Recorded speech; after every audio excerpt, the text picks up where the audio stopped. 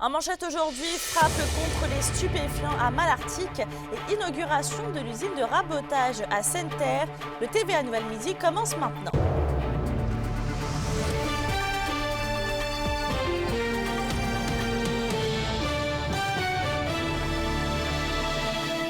Bon mardi et merci d'être avec nous. On commence avec 2 perquisitions de stupéfiants qui ont été effectuées le 26 janvier à Malartic, selon la Sûreté du Québec. Une première perquisition s'est faite alors que les policiers ont intercepté un véhicule immobilisé sur la rue Royale. Ils ont par la suite perquisitionné le domicile du conducteur qui se trouvait sur la rue Laval à Malartic. L'homme âgé de 24 ans a été arrêté et gardé détenu pour un autre dossier. Et en ce qui concerne les stupéfiants, il devrait revenir à la cour à une date ultérieure pour la suite des procédures. Et lors des perquisitions, les policiers ont saisi de la cocaïne, du cannabis illicite, de la wax, des champignons magiques, du matériel servant à la vente de stupéfiants, ainsi que plusieurs milliers de dollars en argent canadien. On se déplace à Sainte-Terre maintenant. C'est ce matin que Produits forestiers Résolu a officiellement inauguré sa nouvelle usine de rabotage. Le projet s'élève à 47 millions de dollars et grâce à l'installation de nouvelles technologies, la production et la finition de bois d'œuvre vont donc pouvoir se faire à même l'usine. Notre journaliste Kémilia La Liberté a visité les nouvelles infrastructures et vous prépare un reportage complet ce soir au TVA de 18h. Et on passe à un autre dossier. Le Conseil central de l'Abitibi-Témiscamingue Nord du Québec, CSN, présentait aujourd'hui son bilan annuel des négociations et ses perspectives pour les 12 prochains mois. Et Johan, on parle d'un bilan qui présente certaines difficultés en termes de négociations avec le gouvernement. Exact. La majorité des syndicats qui se retrouvent encore sans convention collective, bien, ce sont des syndicats qui représentent des employés du gouvernement, notamment dans le secteur de la santé et bien évidemment dans le secteur public. Il y en a d'autres qui vont s'ajouter à cette liste-là en 2024. Le gouvernement du Québec, en fait, c'est l'un des employeurs les plus communs ici en Abitibi-Témiscamingue et aussi dans le nord du Québec. Et Félix-Antoine Lafleur, le président du CCATNQ, déplore la difficulté des négociations avec cet employeur qui, selon lui, ne donne pas assez d'importance aux travailleurs des régions plus éloignées. C'est inacceptable parce que, on se rappelle, là, mais peut-être qu'on constitue seulement 2 % de la population, mais on représente 18 % du PIB. C'est ici, on est un des grands moteurs de l'économie québécoise, un grand moteur de la société québécoise selon nous. Et ça, pour nous, il faut que ça soit reconnu. Et comment le reconnaître concrètement? C'est en mettant les ressources nécessaires pour régler les conventions collectives. Par contre, le Conseil central de l'Abitibi-Témiscamingue Nord du Québec a présenté un bilan assez positif de ces négociations avec les employeurs privés. Donc, on parle de plusieurs gains en ce qui touche les conditions de travail et avantages sociaux dans des domaines et des milieux qui comptent un petit peu moins d'employés. Félix-Antoine Lafleur nous expliquait que les employeurs en région semblent de plus en plus ouverts à faire plus de concessions dans les négociations, tout ça pour garder leurs employés. Enfin, on peut reconnaître un peu plus l'apport de ces travailleuses et ces travailleurs-là au succès des organisations. Et ça, c'est quelque chose qu'on voyait un peu moins. Et ce qu'on voit, c'est des mesures concrètes. Donc, notamment, l'introduction de régime de retraite, je le disais, dans un organisme communautaire, c'est quelque chose qu'on n'a à peu près jamais vu au Québec. Même en région, c'est certainement une première. On réussit donc à trouver de nouvelles manières d'innover pour amener les travailleuses et les travailleurs à rester dans les milieux puis à s'engager dans les milieux. Et en terminant, Mélissa, notons que le CCATNQ-CSN va célébrer son 60e anniversaire en juin prochain. Merci, Johan. Au plaisir.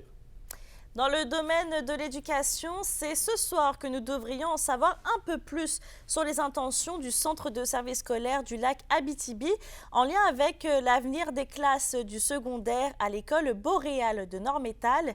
Un conseil d'établissement a lieu à 18h30 où le CSS nous confirme qu'il abordera le dossier. On rappelle qu'il y a quelques jours, une mère de Nord-Métal partageait sa crainte de voir les classes du secondaire de l'école du village transférées à Lassar, alors que le centre de services scolaires sondait des parents d'élèves du primaire afin de savoir où ils désiraient que leur enfant poursuive leur cheminement scolaire.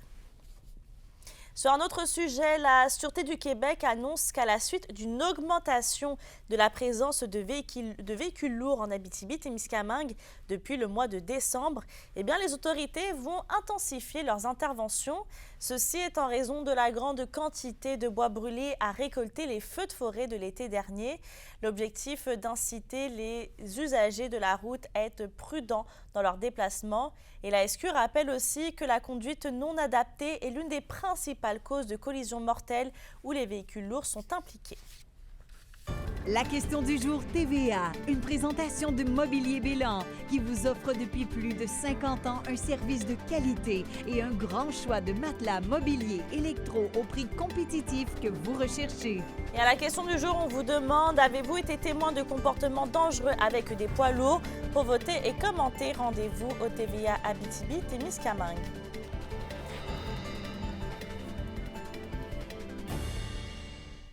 Une nouvelle campagne de sensibilisation à la pauvreté est lancée par le Centre de développement communautaire d'Amos.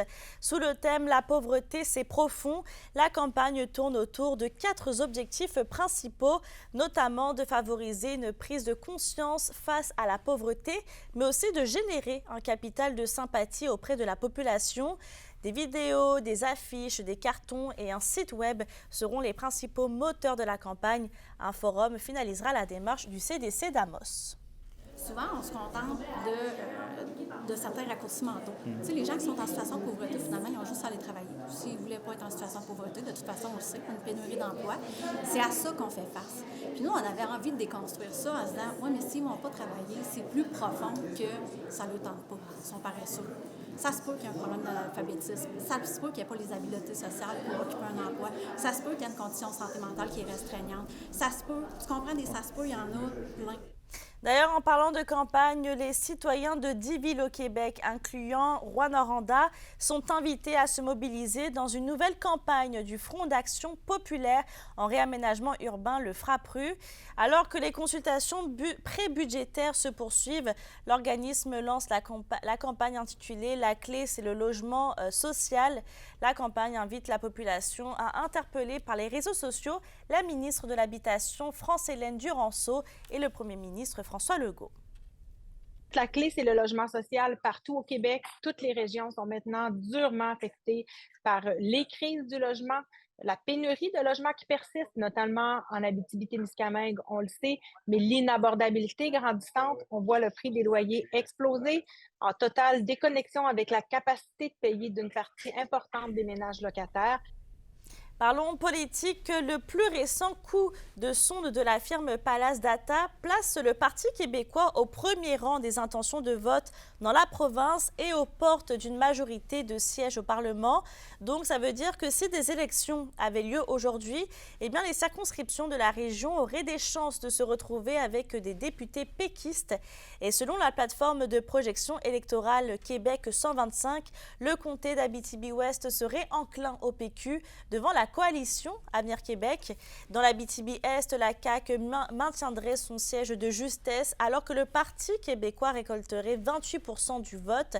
Et dans Rouyn-Noranda-Témiscamingue, Québec solidaire parviendrait à gagner de quelques points seulement de pourcentage devant le PQ et la CAQ. Et on passe en économie. Le coup d'envoi de la 26e édition du défi Ose entreprendre a été lancé par la SADC de Rouyn-Noranda hier. Et pour cette occasion, une vidéoconférence a été organisée pour écouter des témoignages d'entrepreneurs inspirants. Les propriétaires d'Écoboeuf Frédéric Lavallée et Simon Lafontaine ont discuté des retombées positives de leur parcours. L'entreprise produit un bœuf nourri à l'herbe élevé sur des fermes carboneutres. On rappelle que le défi a pour but de faire rayonner les initiatives entrepreneuriales. L'association Chasse et Pêche de Val-d'Or accueillera du 7 au 11 février au lac des Sœurs plus de 500 jeunes à l'initiation de la pêche blanche. Et c'est dans le cadre de l'hiver en fête 2024 et de l'activité du programme Pêche en herbe que les gens sont invités à venir prendre part à l'événement. L'organisation a procédé à l'ensemencement du lac des Sœurs avec 3000 truites arc-en-ciel. Et on rappelle aussi que l'an passé, plus de 1200 adeptes de la pêche se sont donné rendez-vous sur place. L'activité est gratuite pour tous, en plus d'offrir de nombreux ateliers pour les jeunes et la famille. Le permis, par contre, de pêche est obligatoire. Les 6 membres de l'école de karaté Rwanda Wadokai ont récolté 12 médailles, dont 4 médailles d'or, 7 médailles d'argent et 1 médaille de bronze pendant les Jeux du Québec à Amos. Dans la catégorie 8-9 ans, Mathias Beaulieu a remporté une médaille de bronze en kata et une médaille d'argent en combat. Ethan Vivier a gagné 2 médailles d'or. Et dans la catégorie 10, 11, 12 ans, Amy Swesk a récolté 2 médailles d'argent. Annabelle Sauvé a reçu une médaille d'argent en kata et une médaille d'or en combat. Et dans la catégorie 12-13 ans, Liam Villeneuve a une médaille d'argent en kata et une médaille d'or en combat. Et pour ce qui est Félix Parker, lui, il a une médaille d'argent en kata et une médaille d'argent aussi en combat. D'ailleurs, en parlant des Jeux du Québec, le fonds de l'athlète Abitibi-Témiscamingue a profité de la finale régionale centralisée à Amos la fin de semaine dernière pour remettre 23 000 $ en bourse à 27 athlètes de la région. Ces athlètes sont considérés comme des espoirs provinciaux et il s'agit de l'une des plus grosses remises de bourse de l'histoire du FAT. Plusieurs athlètes inscrits au tableau cette saison en sont à leur première bourse, alors que certains comme Alex Bellemare, Alexandre Saint-Arnaud et Guillaume Gaulin sont des habitués du fonds.